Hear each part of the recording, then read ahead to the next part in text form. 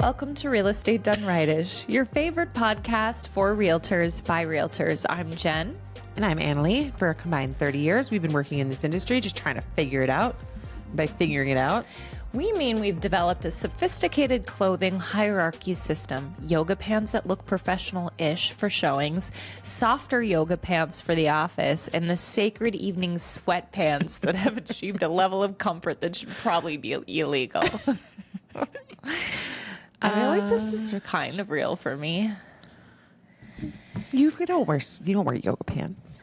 Well, I almost put on my pleather Spanx today. You know, those like fake leather pants? Yeah. They just hold everything. They're like a Stretchy. hug on your tush all day long. Okay. Well, I'm sorry you're not wearing those. I guess. For you. Sorry for you. Anyways, no, you I don't. wear normal pants Yeah. but I take 'em we off. call them hard pants. immediately when I you get walk home. in the door. Yeah. Yeah. So I'm not alone in this. No. I go soft. I recently had softies. somebody act very surprised that the second I walk in the door, I'm like, biggest sweatpants I can find. And they were... They're the kind that Yeah. sag, you know? Just kidding. What? You know, people wear sweatpants that are so big they can't even stand your hips. Oh, yeah. That's not really what I'm going for. No. But okay. I did just see an Instagram reel, I think it was, and it was an agent talking about how her team dresses like they're corporate all the time. And she was like, I don't care if I'm going to show a piece of land or whatever. Like I came from corporate America. I wear professional clothes. I wear heels always. And that's just like part of their brand and their standard. And I was like, ooh, I What do don't you have think it in about me. that? There's a part of me that feels like, like I have this event, I'm selling this house, I'm like working with more agents that are in this price point, like $3 million. And so far, I have seen a couple in jeans, but like, Yeah. there's definitely more of a, like, we wear a certain thing and we put off a certain vibe. Yeah. I don't think you should show up in sweatpants. Ah, shit. That's what I was doing wrong. But I think it's just what's your brand. I definitely dress up way more for like first meetings. And then I dress less professionally probably for showings. Cause I'm like, if we're going to look at houses first, like 8 houses, Yeah. I also want to be comfortable I do driving not around wanna and be in getting high in and out of- heels. No. No. Yeah. I wear a lot of like easy shoes to get on and off in those situations. Crocs. No. I don't I've seen know. your Crocs. I don't own any Crocs. Fur-lined Crocs Oh, for the maybe. winter. I do have anyway. I don't have any Crocs. Yeah. Okay, that's enough of that. Okay then. Well, moving on. All right, what are we talking today? Well, first, what are you supposed to do if you like us? Wind it up, Annie. If you like us, what are you supposed to do, Jen? Smash that follow button. Oh no, we're back to that. I thought that died. It's back. Dang it. I should have let you say those. No. That part. Hit the follow button, like, Subscribe. subscribe, share away. Review, 5 stars, Love us. all that stuff. Love Okay. us. Send us an email. Tell us what you want to hear. All right. What else are we talking about today? We are talking about our big whys. We set this up a little bit at the end of last week's episode. If you didn't listen to that, you can catch that. I don't remember what else we talked about last week, but I'm sure it was great. We probably talked about perimenopause and forgetfulness. Oh no. We talked about compartmentalization. Yeah, we did. And it Maybe was you good. just compartmentalized so hard that I got did. left. I remember the episode the week before that too, actually. Got left in last week. Contingencies, you know. Yeah. Buyer contingencies. Okay, but first we're gonna talk about like getting ready to business plan Yeah. because we're kind Business of planning. setting up business planning. I'm getting ready to do business planning with my team tomorrow. Have you started business planning yet? No, I haven't, actually. And so we're gonna kind of do that. What do you need to do to be ready to business plan? And then that's gonna lead into really what I think is the start of Creating a business plan. creating a business plan. The transition from where am I now to where do I want to be Yep. is the big why. So Yep. we're going to jump into that, and that's probably going to be the meat of today. Yep. And then What's the potatoes going to be? The potatoes, I've got a little bit of some market predictions coming from NAR's chief economist for next year. She's a genie in a bottle. What? Market predictions. Genies make predictions? Genies answer wishes, honey. This is... You're in the sober. wrong. I'm sober, guys. She's drinking water, I think. Yeah. She just went to fill her water I'm just bottle feeling up with water. silly, that's all. I'm feeling silly. That happens the second we turn the cameras on. I'm an entertainer. Okay. All right. Ready? Let's do this. Okay, so to prep for business planning. Just real quick, business planning, because I feel like when I was coaching, some people, a lot of people that have been in the industry a long time have never created a true business plan and are even like, what is a business plan? And I guess another way to describe it is it's like a kind of a map, but it's what are your goals? What are you aiming for? How do you plan to get, it's the plan to hit those metrics, to hit those goals. And that's kind of the most fundamental way of describing it. But I think a lot of people don't have that. And so what do the finances look like? What does the strategy to hit the goal look like? And then, like you said earlier, fueled by, but sort of powered by what's motivating you. Like, why does this even matter? You could not build a business. You could, bake cookies on Etsy or something. Well, That's which building a also be business. business. You should probably have a business plan for that too. Turns out. We like the podcast. We should probably have a business plan for that too. Yeah. Okay. Yeah. So the business plan is the goals surrounding the different, what is that? Somebody's loving my Instagram post. Gosh, there's so many, I don't know if people could hear that, but there's a lot of binging happening in here. So it's, what do you want your year to look like? What do you want your business to do next year? And then the how, and it starts big and it gets really granular of like down to what do I need to do each week or each day to get there. Yeah, that's great. So to start, if you're not brand new in the business, it's good to know where you are right now. And this is what I'm taking a lot of this off of is just Keller Williams business planning. They have a whole business planning clinic. I use it with my team every year. I've been to it, taught by a lot of different people over the years. And again, we're doing ours tomorrow. So I was prepping this over the weekend. So it starts with knowing your numbers. So the first one is, how much money do I need to pay for my lifestyle and get out of debt? And knowing that number. Business expenses. You read my face.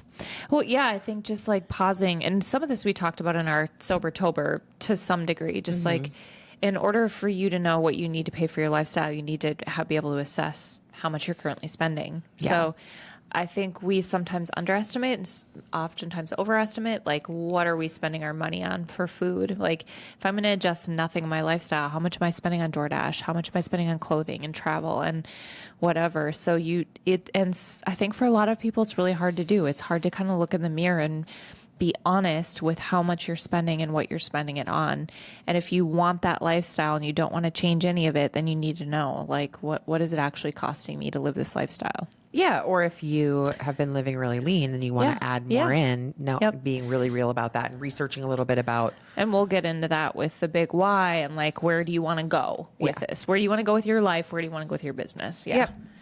Yep. Knowing what your business expenses are annually. So if you, again, have been in the business, knowing that number and again, knowing what you were spending that on, how much of it was on advertising, how much of it was on just fixed expenses of being licensed, all of those different categories. So that again, you understand what you can manipulate and what triggers you can pull to potentially bring in more business.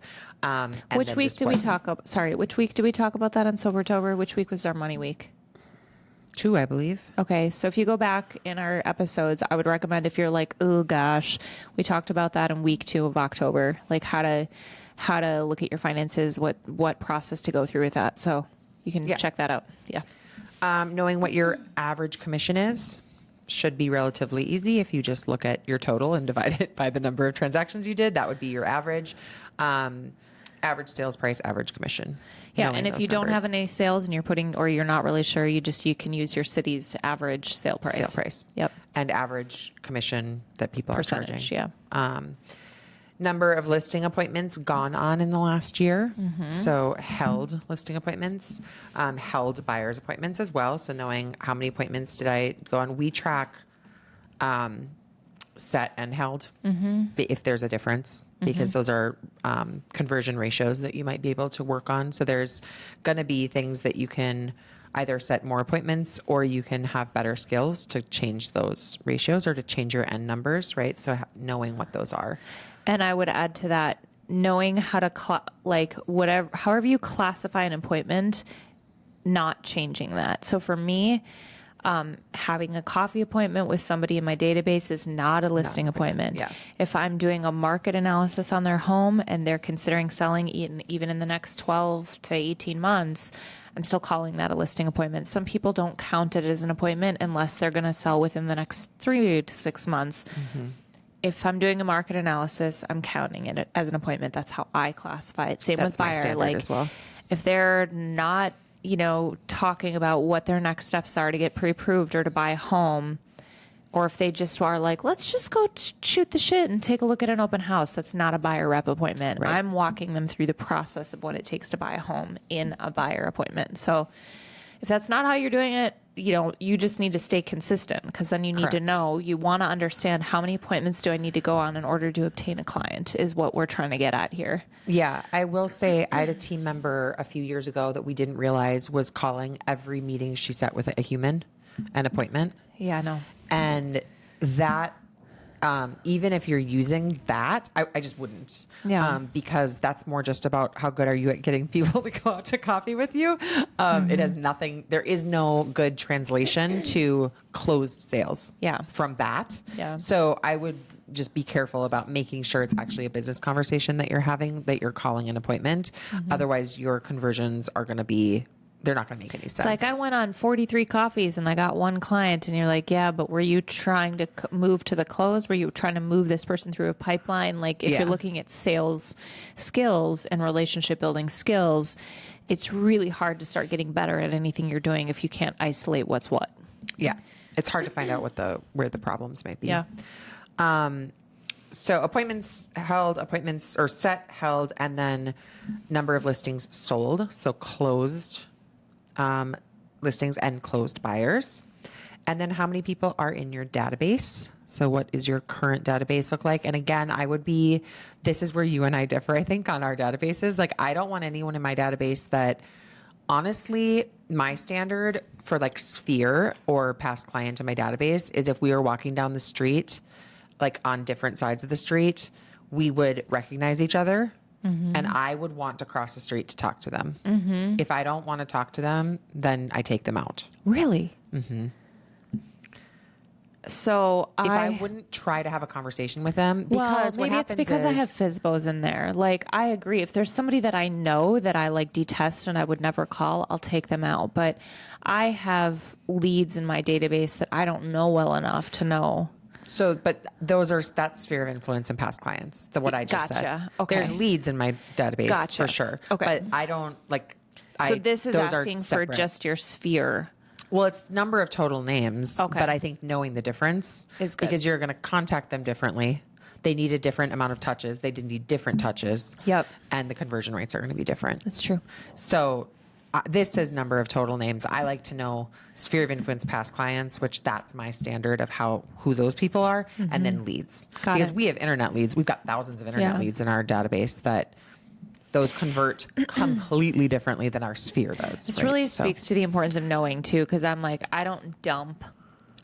And there's no, I don't think specific like right or wrong way, but it does. When we talk about the how of converting this information, it is important to know who's in there, because internet leads are treated a certain way.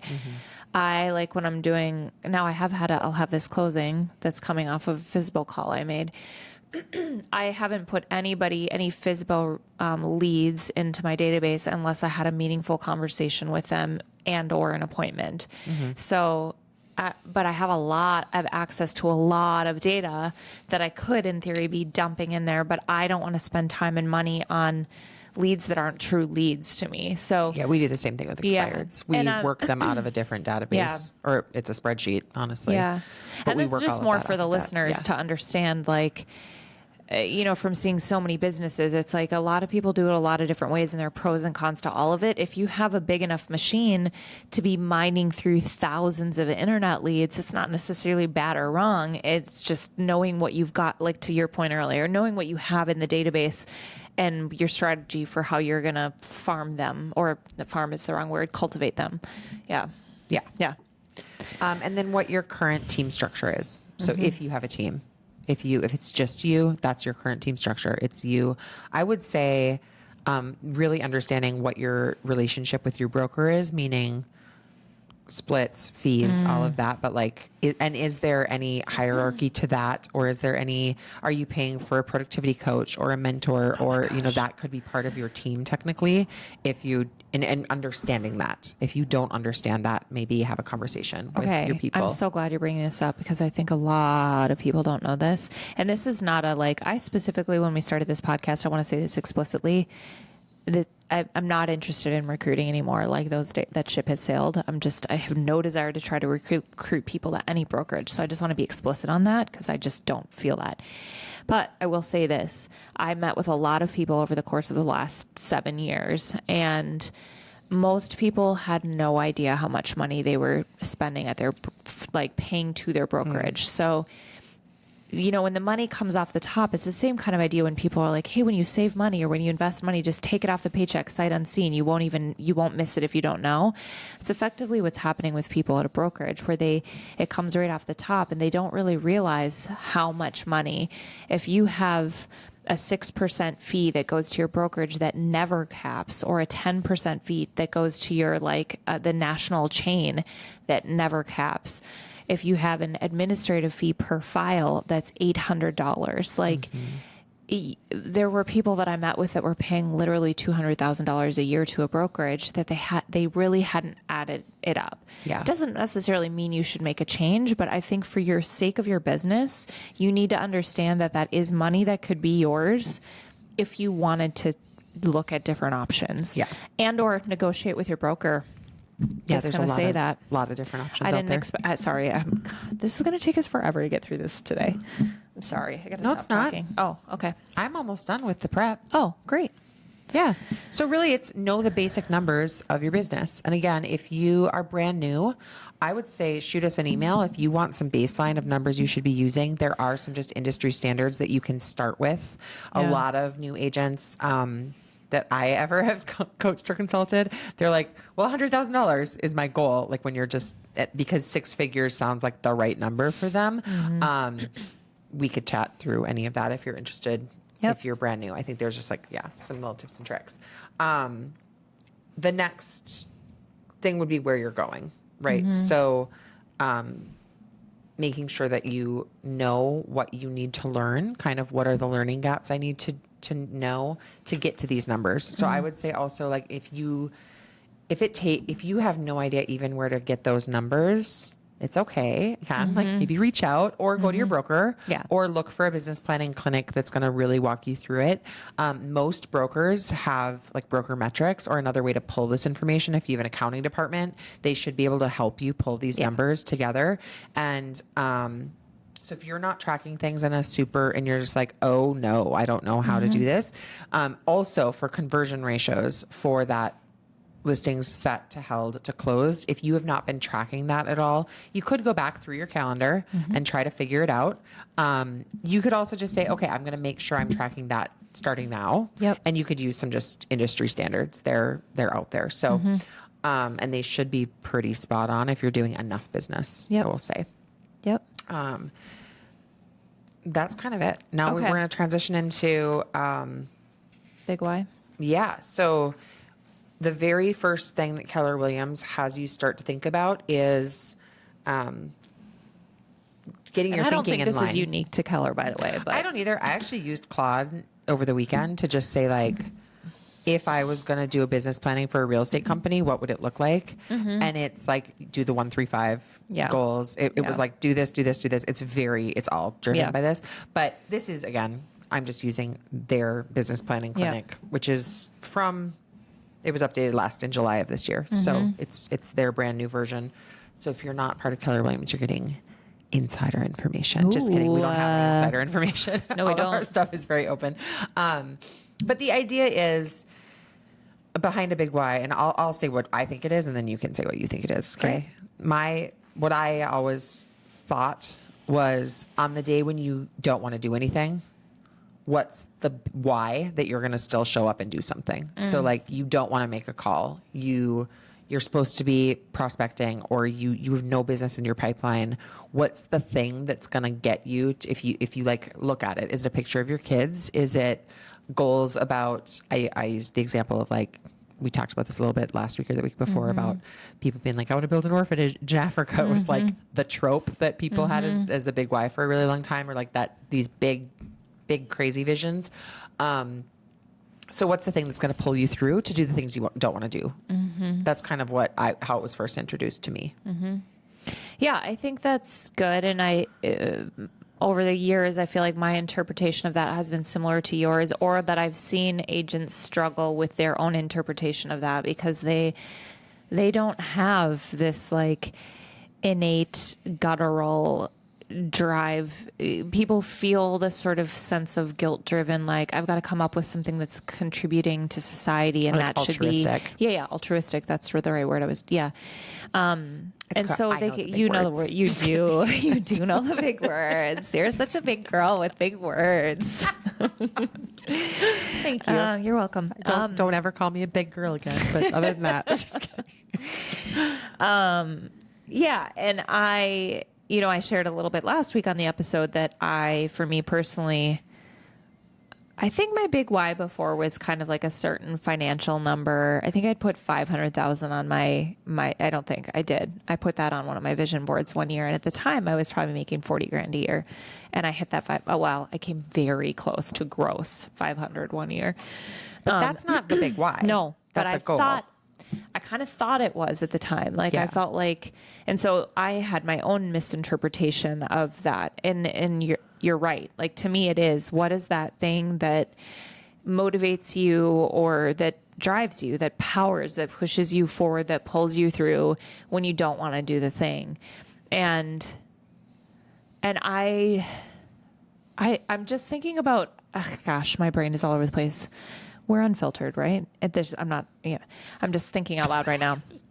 Whenever she asks me permission to be unfiltered, just you for get everyone, really scared. I instantly I'm get just tense. gonna go. This Jen is nothing says wild weird. stuff. I do, but this is nothing weird. This is just Okay. tangential, like a little bit.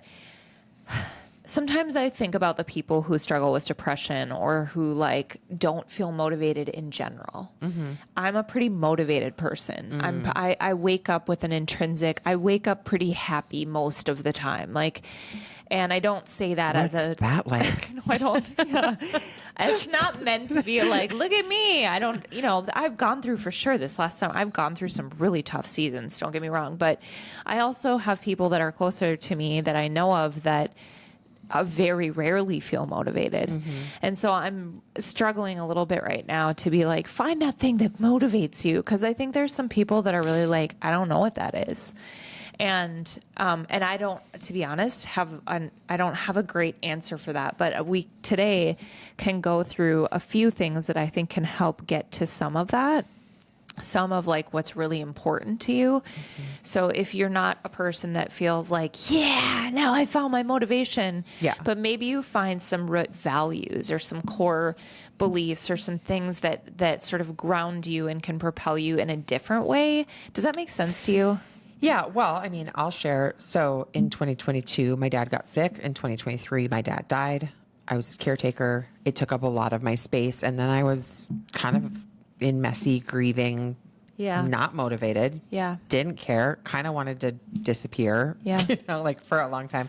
This is the first time. Now, I will say, I feel like every year around business planning, I'm like, ooh, it's like a fresh start, right? It's like, It's like when you get ready to go back to school and you got like new notebooks. Oh, I love a clean, fresh I notebook. like new jeans. Stiff. Hard You pants. know I like it stiff and hard. You just said that you hated hard pants. So you're really contradicting yourself today. But I feel like business planning is kind of that. It's like the new notebook, right? It's all this opportunity and all of this, like, what is cool about real estate is you could literally do anything in any one year that you wanted to, or make a huge change. You know, it's not possible to do $0 to $1 billion in a year probably, but you could do a lot. And this year I have kind of been like, wait, I've been clocking like, am I really excited? Am I feeling more motivated?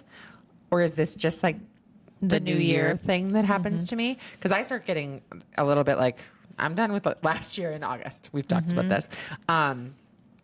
So I have, for the last few years, I have not cared about my goals. I have not cared about if I hit them. I haven't cared about much of anything when it came to my business. I've not been motivated. I've been doing what I need to do, and that's about it. Yeah. And so if you're in that season, I would say find what you need to do and then do it because you have to. Yeah. Right. That's and discipline. I don't have a partner that's bringing in income. I have to do certain things to have a life. Right. Yeah. And so, if I didn't do them, I would be in trouble. You'd be sleeping on my couch. I'd be on Jen's couch. Oh no. We'd stay up and play cards all night long. We'd never get anything done. We'd wear that would be sacred sweatpants. sacred. That was in our Now opener. they're sacred. That was you missed it. It I was missed in our the opener. sacred part. Yeah. So anyway, I think, if you're feeling like you're in a season of like, this is really hard. What is my big why is really hard. I also think just when I was young, I'm still pretty young. When I was You're a younger, I cat. started in real estate when I was 20. Yeah. So when I was 20, what was my big why? Yeah. Really hard, right? Different seasons of life. I think it's going to be easier or harder to find this as well. So I think if you're in a place where a big why sounds impossible, find whatever why you can find Yeah. would be my suggestion. Like there might be a bunch of little stepping stone whys to get to the big giant one. And until you've stepped on some of the stepping stones, you're not even going to have an idea. Your brain might not even be open to how big your big why is. Yeah. That makes sense. Yeah. So I think just look for whatever it feels like that can like get you moving each day. That could be your why for right now. Yeah. And that might be like right now, it might be, I'm terrified of paying my bills. And that might be your why is like, I have to make this much money so that I don't have to live on Jen's couch. Because she might let me stay on her couch, but she's probably not going to let most of you stay on her couch. Probably not. Sorry. That's good. Yeah. There can be like a very short-term why sometimes that pulls you through. You just need that. And it's hard to see big picture and dream big and all of that when you're just like in the schmuck, at the time.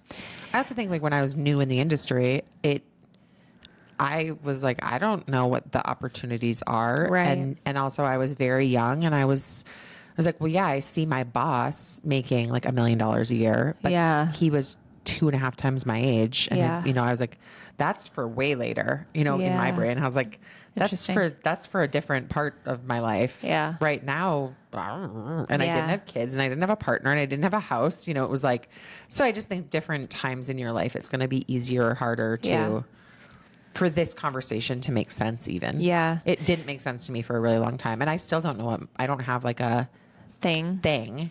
I will say, so I think that's a pretty good lead into a few thoughts that I have.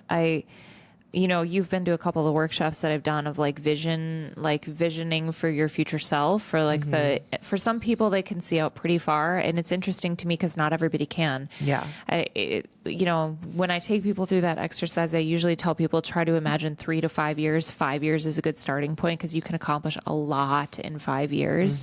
But some people have a hard time visualizing out 5 years. So then it's like, well, what's the furthest out that you can see?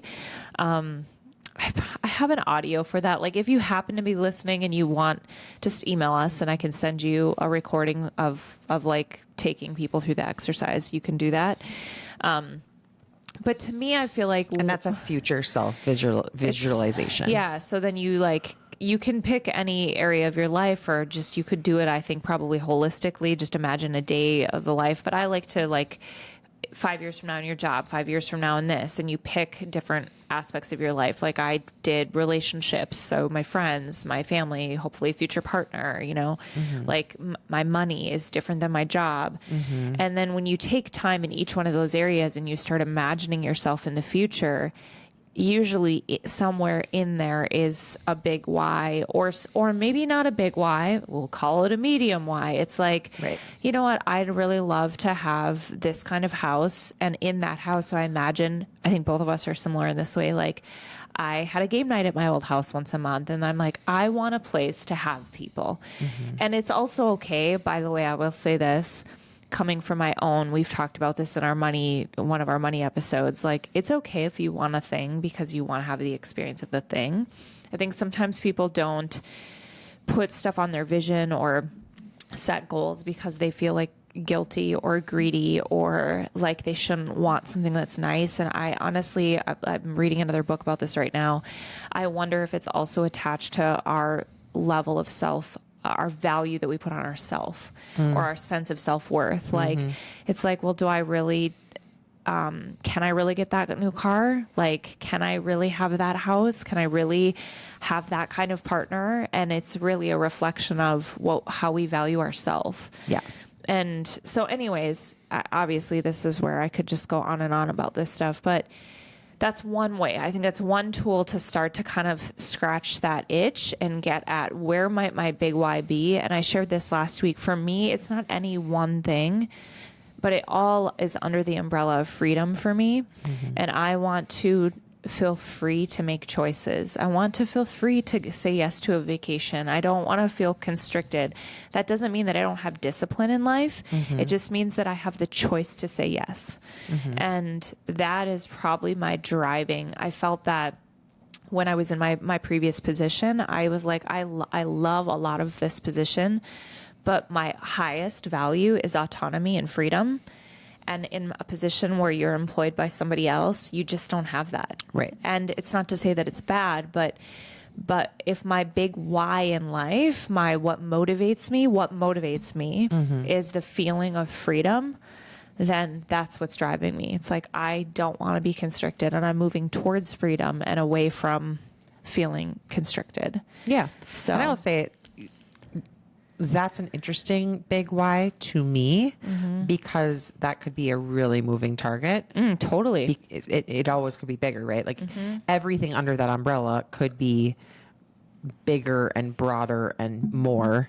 And so the more that you expand and the more that you have opportunity and the more that, I just think of like a super simple example is you mentioned going on a vacation. Well, a vacation for some people could be a road trip to Florida for a week that costs no money. I use that example because that's what we did when I was growing up. Yeah. My aunts lived there. We drove through the night. We didn't stay in a hotel. Like budget. Yeah. I don't know. We spent very little money. Yeah. doing that. Probably, whatever.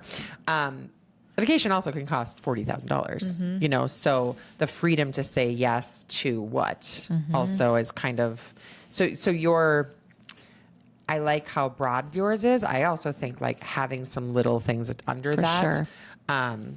That would be like the through line would be important to me. Yeah, that's really good. It's more And like that is solid. what I do. Like, I break it down by year. So then I start within that, putting together goals from this vision of my future life. Like, what does this future life look like? And then when you kind of par that back year by year, well, what do I think I could break that down into in this next 12 months? And then coming back to like funding the life that you want, where you started, it's knowing where you're currently at. But then when you start looking at this future vision that you're creating, what would it take to fund that kind of vacation? What would it take to live in that kind of house?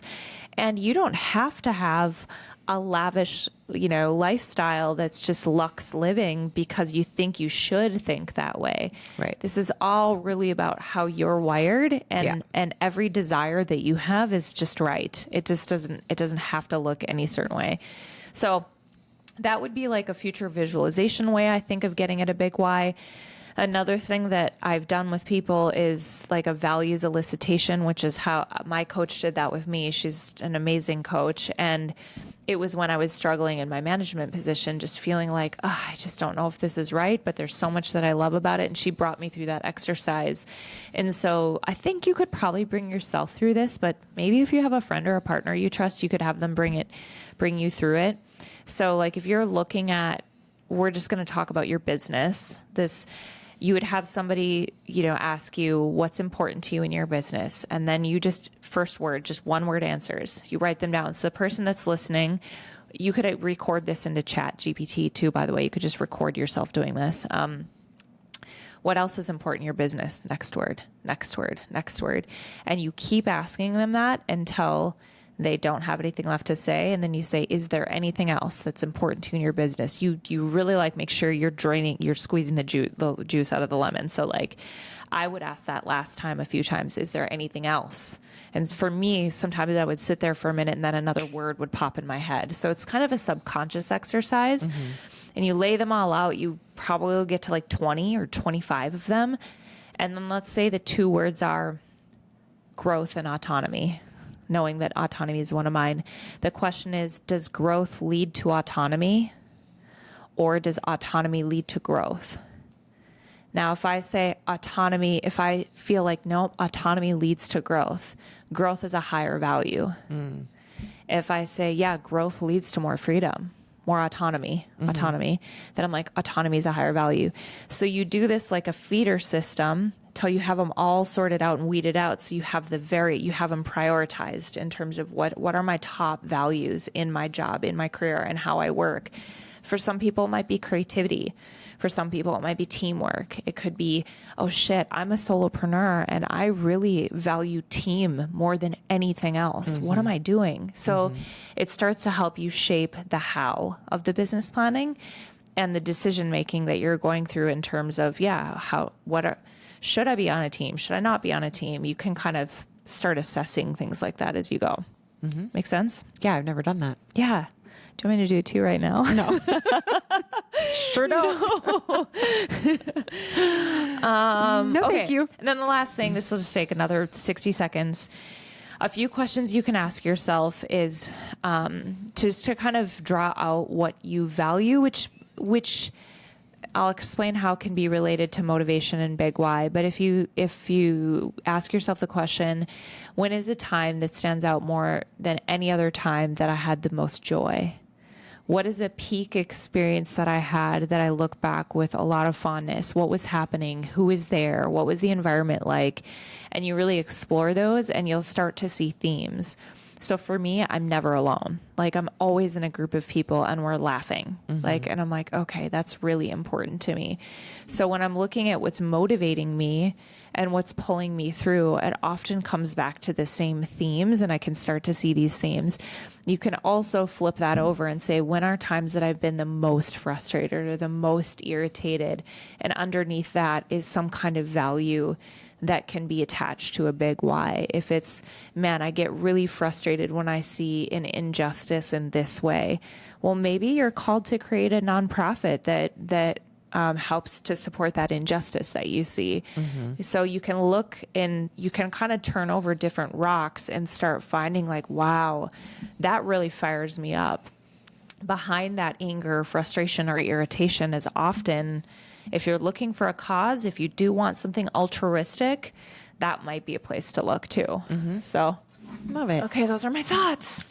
Okay, I'm going to share one more thing. I don't know that this is necessarily directly connected to the big why idea, but something I'm doing this year is actually, I have it right here.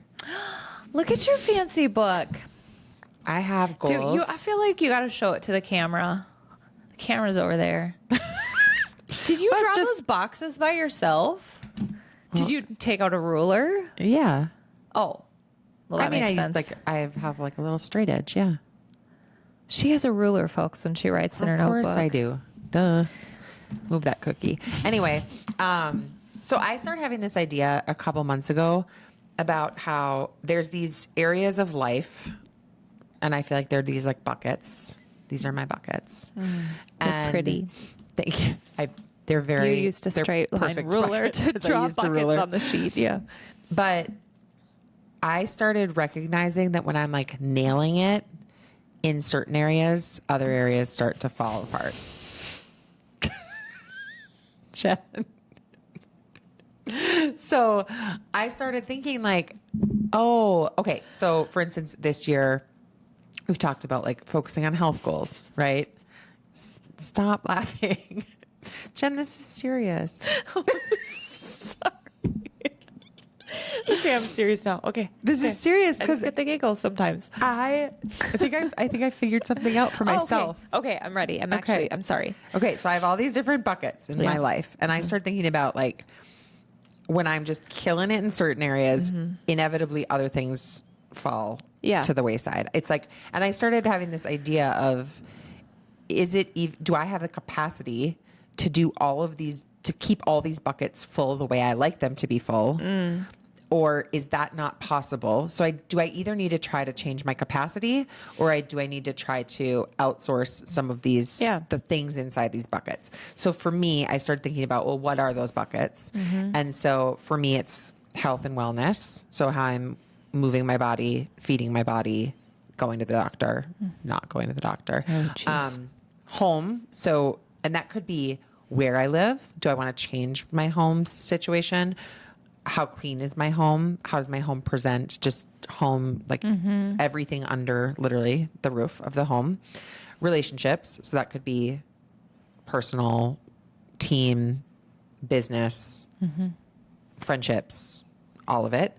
Finances, self-explanatory. And then my business and my job, my business being the thing I own, the job being the role inside of that That's business good. that I own. Yeah. And so I was like, oh, okay. So what I'm going to start to do is I have a couple of these sheets. So I'm looking at all of those buckets. I'm starting with this year. This year, if every one of these could be exactly what I want them, like right now, not even like the end of this year, like right now, if all of these looked perfect, what would they be? And then I'm kind of taking these and saying, okay, if I could get here, what would be next? What would be maybe my 3-year goal? That's great. For each of these. And then what would be my 5-year goal for each of these? And I've started journaling around some of this. And for me, that's kind of creating the through of like, oh, this is kind of the through line of what's important, or this is what my ideal life starts to look like. And also right now to keep all these where I want them to be, do I have the capacity for that? Yeah. Or do I need to hire people? Like, do I need to hire a house cleaner? If I'm killing it in business and I'm working out an hour and a half a day and I am actually keeping up with my relationships, like, do I have time? Do I legitimately have time for that in a day? Yeah. And then it's looking at literally hours in the day and how much does some of this take and what has to be me and what can be other people. Yeah, it's so good. Which then starts to look at like business and job roles and all that kind of stuff. So that's something I'm adding into my team's planning. And I'm not going to say what their buckets are because they might be different. Business and job is going to be on there. But, and then there'll be goals those are like our unit goals, but the other 4 is kind of, and I think probably 4 additional is all anybody needs. You might have more than that, but, so we're going to kind of talk about I love that. which is That kind is of so big good. Y adjacent. Yep. I think that's great. Big goals that aren't just business goals, like ideal life. That's great. I love that. It's like obviously a little bit of the inverse way of, and maybe back to the point too of some people have a hard time just looking out 5 years. And so if you're starting with what could it look like right now in my ideal world, and then building from there, there's a lot of different ways to get at those goals. And I think that's great. I love that. Yeah. For me, I think if I say, where do I want all of these things to be in 10 years, but I'm not even where I want to be right now for right now's brain and right now's money. It's really hard for me to say 10 years. Well, 10 years from, I mean, I can make stuff up, but it doesn't feel connected to like my soul if I'm just making stuff up. Right. Yep. But if I say, okay, in these areas, if I could just be, or let's say in like 3 months, like like what could I do in 3 months to have these areas be as ideal as they possibly could be, right? Like now, what could they look like? So that means I'm not going to change my home, but Yep. like what would make my current home as ideal as it could be? That's good. What would make my current relationships as ideal? Or do I want to add new relationships? Do I want to look for more friendships? Because you don't play cards with me What? enough. I'm just kidding. I just Are made you that up. saying I can't fulfill all your friendship needs? No, I only have capacity for like So many 4 gens. friends Yeah. total. Yeah. No, I So- think that's kind of real. I don't have capacity for a lot of friends. I'm just not I don't have. You're not a friendly person. Oh no. No. But for me, the right now anyway is like very It's great. grounding. And that also is, I can make changes today to get towards that.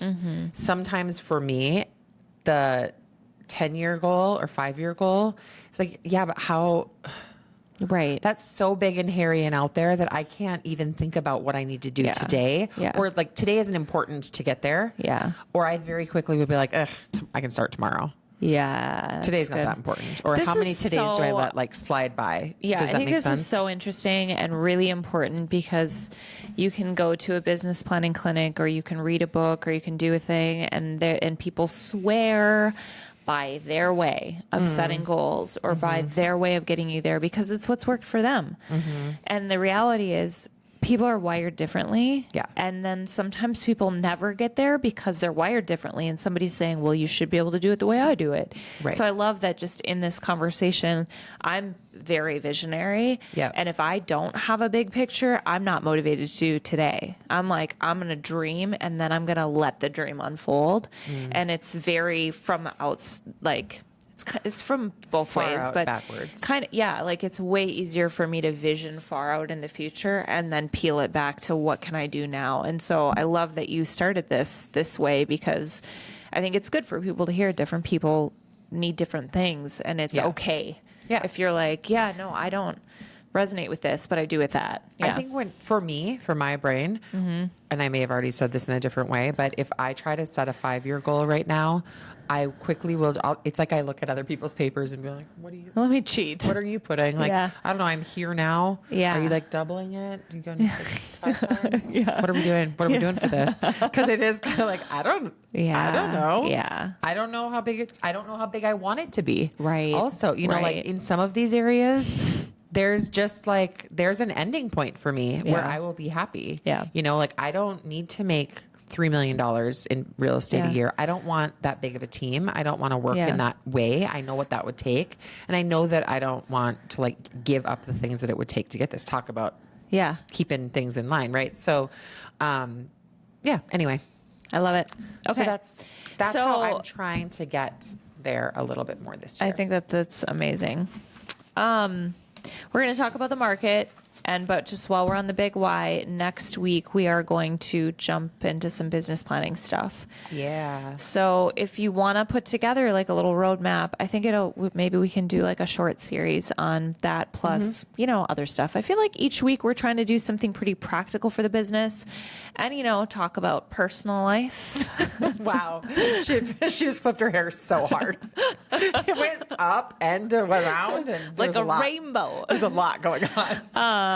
So we'll talk about some business planning. And I think if you're just kind of like tuning out because this hasn't been your thing, I would say don't tune out. I think it's really, I've said it so many times and it's come in handy for me more than once in these last couple years. But when you learn these concepts, maybe real estate isn't your thing, but maybe you do want to bake on Etsy. Like, I don't know. Mm-hmm. But the principles that we're talking about apply to every industry. This is really how to build a business. Mm-hmm. And you can build a small business. It doesn't have to be a multi-million-dollar business. Or you can scale it and build a big business. And so a lot of what we're talking about right now over the next few weeks is very foundational to, even if you want to have a small business, we've talked about this before, having it run in a way that's like an efficient machine, but still being able to be relational with your people, actually creating a clean machine that runs well with systems allows you to have deeper, more meaningful interactions with your people if that's something you want, and more time. Yeah. Like a lot more time. So no matter what your why is or how big you want to build your business, I think it's really relevant. So, Yeah. okay. So next week we'll be talking about the economic model, which is really diving into numbers. Your goals, how many units you want to sell, How does that break down? how does that break down, how many calls you need to appointments, make, literally. or whatever it is. Yeah. Okay. All right. So right now we're going to talk about what's happening in real estate news and some insights around the real estate news Well, findings. that's not really what we're going to talk about. What we're going to talk about is the NAR's chief economist yesterday. That was November 17th. Yeah. Yesterday was at the NAR Next NXT Realtor Experience, big NAR gathering. I don't know. Keep going. It was an art gathering. Have you No, ever I been have to not. that? Nope. I haven't either. I think it's the big NAR National Convention. Probably. What they say. Well, I'm just chopping at the bit here. Lawrence Yoon is NAR's chief economist, and he, I'm sure, was on stage and was making some predictions. So I'm going to share his predictions. But he's not a genie in a bottle because genies don't do predictions. That's right. Genies. What do genies do, Jen? Grant 3 wishes. That's right. Go watch Aladdin and you'll learn all about it. Careful what you wish for. That's the lesson in case you didn't know. Oh, okay. So I will preempt this with he's kind of giving insights for next year. Yep. Or his thoughts based on what he knows as an economist. He was pretty wrong last year. What the hell are we doing talking about what he thinks then? God. I'm going to prep this by saying he's the worst predictor in the history of predictions. No. It's a really good example of what is happening right now. The lesson today is don't predict anything. Well, a little bit. Yeah. So, I'm going to do a sidebar. Okay. I did an open house last weekend. I rarely do open houses. Yeah. I had a really nice time, actually. Oh, you did? Yeah, I had like 3 really fun conversations with people. Huh. People were kind of asking just like, what is going on? And you said, And I said, I don't know. Well, why don't you tell me? That's a great question. No, but I was just sharing with people that if we looked at average sales price in the Twin Cities, which the macro market I look at is a 16 county metro market, very big. 16 counties in our market is humongous. You're getting quite outstate in 16 counties. Just so people know it, if they're in a different market, that's a big area of Minnesota. If I looked at average sales price, that would show me seasonality, right? If I do a monthly average sales price over a 3 or 5 year period, I also just taught a listing class and we were talking about this a little bit. If I looked at 23 and 22 and 21, literally the line is just, it looks like a little mountain every year. It goes up, it peaks, it comes back down. There's average sales price seasonality based on supply and demand in the marketplace, right? And so I was just sharing with people without even pulling it up. I was like, I should have just pulled it up on InfoSparks and shown them, but how 21, 22, 23, it would bottom out November, or homes that close in January or February is usually our bottom of the market here. So when did those homes go to market? November or December? Takes 30 to 60 days for homes to sell if they sell quickly. And I was sharing that with people in the open house because a lot of them were just getting into the market, starting to look now for spring. And I was like, now is when the opportunity is. Yep. The homes that are hitting the market right now, you can get for much less money. In a typical year in our market, the peak would be homes that close in July or August. Usually it's August, maybe even September. So when did those go to market? April, May, right? So if you're doing your research now and you're getting into the market in April or March, you're going to be paying the top dollar versus right now paying bottom dollar. Okay. In a normal market. And they were like, well, what is the difference in those? And I was like, 10%. And I was also standing in an $80,000 or $800,000 home. It's an $80,000 swing.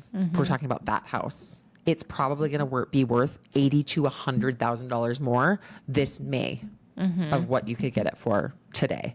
And knowing this home, that very well could be true, like very easily. And people were kind of like, whoa, that's real money. I was like, yeah. I said, now here's the kicker. August of 2024, that chart stopped being a nice, normal, smooth mountain, and it started being a landslide of glacier that was peaks and valleys all over the place. So right now, it's very house to house and micro market to micro market about what you can get and when there's opportunity and when there's not, because it's insanity, right? So going back to Mr. Yoon being not super correct last year, well, he was making those predictions in September, October, November of last year for 2020 or of 2024 for 2025. What happened in the fall of 2024? You tell me. Election. Yeah. That's when the glacial ups and downs and craziness happened in our nice, normal seasonality, smooth We don't have curve. a normal economy right now. Bingo bongo. That's correct. So it doesn't surprise me at all that he was really not, he really didn't have any clue what was going to happen and what this was going to look like and all of the different things that were going to cause chaos in all the markets. And I'll tell you a few of the ways that he was wrong, and I don't think he was right in all that many of the ways. But we're still going to listen to him because he's an economist, and economists are not genies and they're not psychics. No. They are using past consumer behavior and data points, firm, which is all we have in real estate that we can like grasp onto, hard data points and consumer behavior that's creating those hard data points that should help us predict future consumer behavior. Also, if you don't, sometimes to me, whenever I'm learning something, I want to learn the information, but I want to learn how the person that's giving the information is speaking, so that it helps me understand how can I speak about this, not what can I regurgitate necessarily. It's what are the principal economic factors that he's looking at? Why did he piece that together that way? So as you're listening to what Annalie's going to share, just to be thinking about what are the key things that they're looking at. We've talked about this in our previous episodes, some of them on economic updates. Yep. Like what are the key factors? Go back to the first Why economic was he update. wrong? You know, what were the pieces? Just for you to be able to articulate one of those to a client in an open house or a potential client, it's going to definitely set you apart. So, okay. Love that. So he came in kind of hot. He came in and he shouted, "The shutdown is over." Now that was regarding the government shutdown. Wow. The government shutdown is over. It's open again. And he just said, you know, right now, expect some deals that didn't happen or didn't go through during the shutdown to still happen before the end of this year. I think we're seeing that in our market. I know I've got listings that were really quiet that all of a sudden had 3-4 showings in one day. We're writing an offer on one today. We had close to opening week open house traffic on a home that's been in the market for over 60 days. We had, I think, 22 groups through open houses last weekend. So there is a shift in consumer behavior in immediate response to the government reopening. I think just confidence. And a lot of them are not buying right now. They're looking towards if we find the perfect house, or we're getting our house ready for spring, and they're kind of doing that pre-looking, but they weren't even pre-looking 2 weekends ago. Yeah. And now they're back. back. I'll add to that. So I got an offer on the $3 million listing, and the buyer that came in owns some small businesses and franchises. And he said that when the shutdown happened, they saw their sales drop by 40-some%, like overnight. And so it wasn't until things opened back up that he had a measure of confidence to write an offer on a $3 million property. Like, so you just so that people, again, because these are the kinds of things that are helpful to me. If I didn't have this listing, I'd have no idea what the trickle down, trickle up sort of quote unquote effect of that would be. But for you to anecdotally have conversations again with your clients that are like, here are some stories that I'm hearing in our local market, or talk to agents, get some stories, hear what they're hearing. Yeah. Okay. Yeah. So overall, the message was that slightly better times are on the way for the housing market. Okay. Slightly better. I'm gonna really put a emphasis on slightly. Okay. There's not a lot that's going to change, and he's not predicting a lot of changes through next year. Last year or 6 months ago, he was at a conference and he was really pulling back that this recovery was going to take a lot longer, and now he's saying, well, it's happening. Recovery, quote unquote. Okay. Okay. So So it says the forecast. I'm reading. This is direct because I think it's funny. This is what I said I was going to tell you that was funny. Okay. The forecast is that it looks like this year is a bummer. Sounds about right. Thanks, chief economist. Yeah. It's like when the chief economist is like, this year's a bummer. Does he mean that he's wrapping up, or is he saying the forecast of 26? 25. This Okay. year's a bummer. And he just said, at the end of the year, it looks like we're going to have 0 increase in sales units. Wow. Year over year. And he said next year, 26, should be the year you see some increase in sales, which is opportunity for us. And the biggest determinant of that is going to be, you know this. Politics? No. What's going to affect home sales the most next year? I don't know. Interest rates. Yeah. Yeah. Mortgage rates. I was going to ask, did he talk about the idea that you can carry an old interest rate to a new property? Have you seen this idea? Well, it's the same as the 50-year mortgage. It's not real. It's something that's been thrown out there. It's not actually speculating that it could really happen. It's as speculatory as a 50-year mortgage. Got Are it. either of them going to happen? Are either of them good? I don't know. Yeah. I'm kind of just like, can we stop with the Weirdness. Yeah. yeah. To me, it's a lot of talking. Yeah. Yeah. Yeah. Um, A little less talk and a lot more action. That's right. I'm going to go listen to that on the way home. Who is that by? Brooks and Dunn, Oh, Brooks and Dunn. I think. Okay. Maybe not. We have to get a more positive interest rate environment where people are saying, I don't need to move up, but I'm more willing to, is kind of what we need to shake up or open the market. He said that the 30-year fixed rate mortgage is likely to be on average around 6 next year. This year, the average was 6.7. That's a nationwide quote, though there are different markets that have slightly different rates and mortgages. So that was kind of his general prediction. He said it's important, or I'm going to say it's important to remember that he made that same prediction last year about interest rates. He thought last year they were going to be around 6, and instead they were closer to 7. And so Who knows? we'll see. Will home prices increase or decrease? So will there be any appreciation in 2026? This is just kind of to think of this in a simple way. An appreciating market is typically a what market? I don't know what you're asking me. Seller's market. Oh. I thought you were going to yeah. Okay. Yes. So are we going to stay being in a seller's market, or are we going to flip into buyer's markets nationwide? Is a buyer's market marked by depreciation? Well, Like a negative market? it's Isn't it more marked- supply and demand? Right, but if there's more buyers or more homes than there are, if there's more homes for sale than there are buyers, if I'm a buyer and I have my choice, there's 30 homes for every buyer, Yep.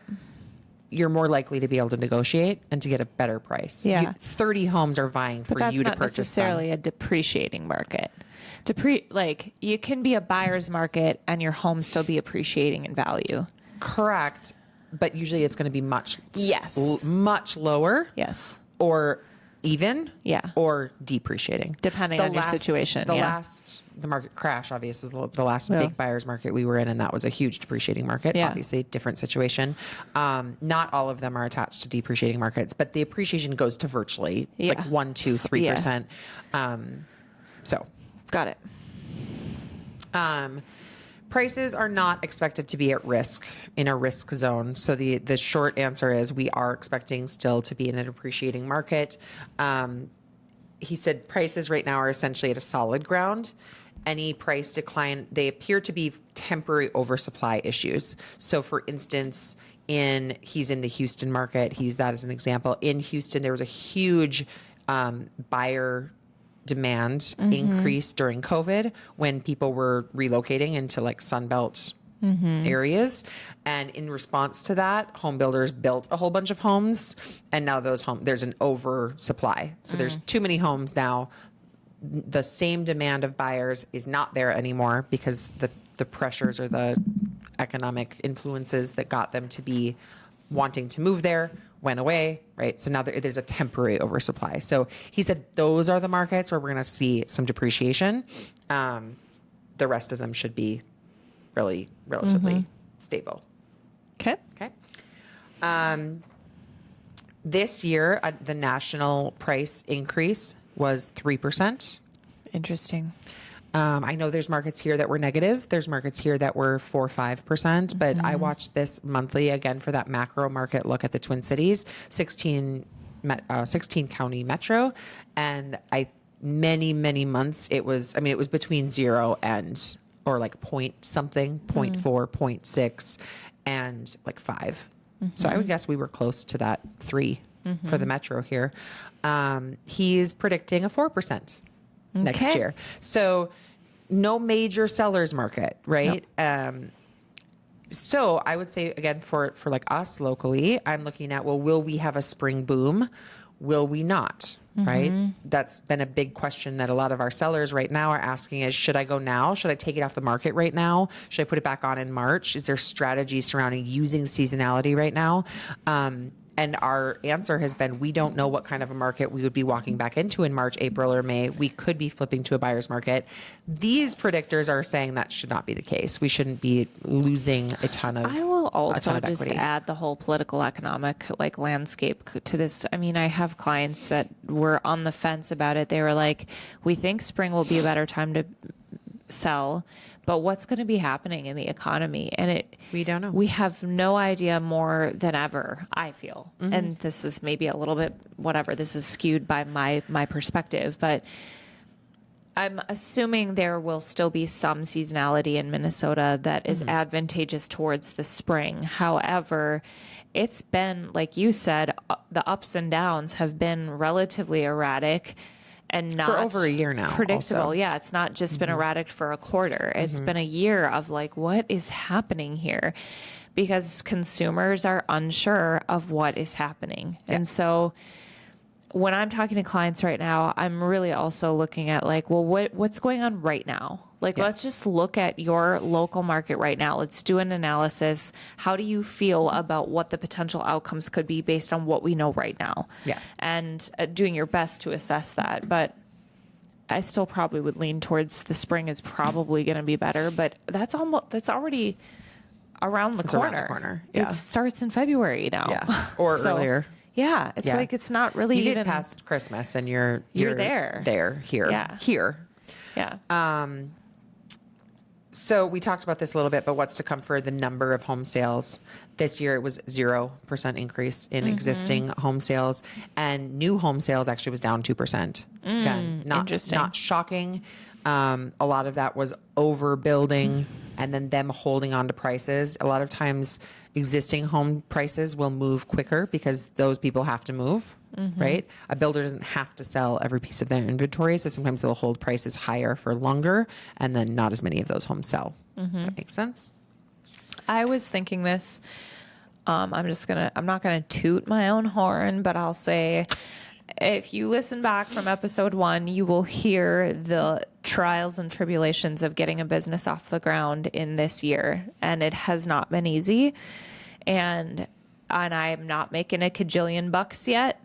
But I will say that I've had thoughts over the last couple of weeks of like, oh, if I can do it in a year like this, then I can do this. And so for people that have had tough years or that are just getting going and you're building, it's like training in the mountains of Colorado for a marathon, maybe.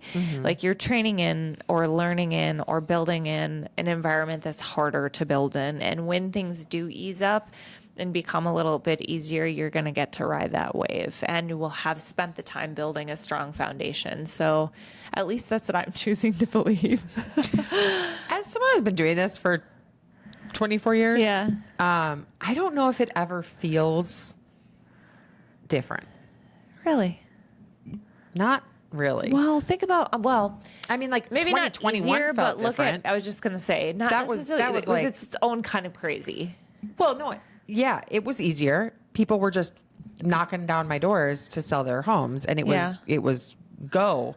It wasn't my favorite, Yeah, but it was there were a lot of things happening and it was easy to find people. Now, what does that create though? That always creates a flood of people entering the real estate industry as realtors. And then it gets diluted and then deals are harder because people don't know what they're doing. And so there's those markets bring a whole flood of different issues. And then that kind of sorts itself out. And then, so I don't know that any, and I think and that's also like a really weird year. Like I will say, 2009, exceptionally hard, or 2008, there was like nothing going on. I'm thinking about like building the flywheel. It's like you have momentum. You have past clients, and this isn't, it's to say like for me, I'm like, oh, if I can, this closing that's happening from a FSBO that I had to like figure out FSBO scripts and try this new thing. And, like, I'm doing things now that I haven't done in 8 years or 7 years or however long it's been, that now I've developed the skills. I've set up the systems. I've got clients that are happy with the work I've done that will refer people to me, hopefully, and so if I'm scrappy enough to like make it happen now and find sales, then I think will be easier in that sense is what I meant by it. Well, and I will say, I know it was a hard year for my team. Yeah. Our numbers are way off from where they've been ever this year. So it just, to me, it never feels like there's a great year or like an easy year. Well, everybody, look what you have to look forward to. maybe I've just broken. I don't know. Don't say that anymore. Okay. Your words matter. So anyway, he's predicting, so we're talking about amount of closings again. Okay. He's predicting a 14% year increase. What? That seems absurd. I don't know. 14% increase in number of sales closed. Mm-hmm. Isn't that a big jump? I feel like when I'm thinking about the things that I've seen at family reunion, when you look at total home sales closed, it's like 2%, 4%, 6%. Like, I don't know. Maybe I'm remembering totally wrong. I don't know. It's been constricting for years. Yeah, I suppose. But 14%. It's a lot. 5% uptick in new home sales. So much lower. That increase is also not enough to retreat to normalcy. Wow. Is what some people are saying. So a lot of people are actually saying we don't think we're going to see a normal year of the number of homes sold until 27 and beyond. Like this is going to be kind of a building year, and then we should see some breakthrough with more opportunity. Again, I think that a bunch of homes selling, obviously better than no home selling, but it also typically equals a bunch of agents entering our market and it being more competitive and harder to get those transactions. So just so I can just make sure no one's excited and I'm a downer for sure about everything. Just put that pin in there. Yeah. That's everything. Those were his predictions. So rates chilling, no huge relief, a little bit, maybe a little down. A little bumpity bump. Number of sales increasing, purchase or home prices, slight increase, kind of what we've been seeing. Those are the predictions. All right. I wonder if they're going to be right or not. Well, we're about to find out. We won't be able to check in again until next November, and then we can see if he was right or not. Right. All right. Well, that is all for this week's episode of Real Estate Done Rightish. Until next time, cheers to doing it rightish. How fast? You decide. We don't want it slow, but we don't want it I mean, it could be really fast. I don't know how fast I can do it. We'll try. I'll just do it as fast as it feels. Okay. The information, opinions, and recommendations presented in this podcast are for general knowledge and informational purposes only and do not constitute professional, legal, or financial advice. As licensed real estate agents in the state of Minnesota, we are not attorneys, financial advisors, or tax professionals, and we cannot provide advice in those areas or in regards to any agency or broker-specific topics in any other state. Any reliance you place on the information provided in this podcast is strictly at your own risk. We strongly encourage you to consult with qualified professionals for specific guidance related to your individual circumstances.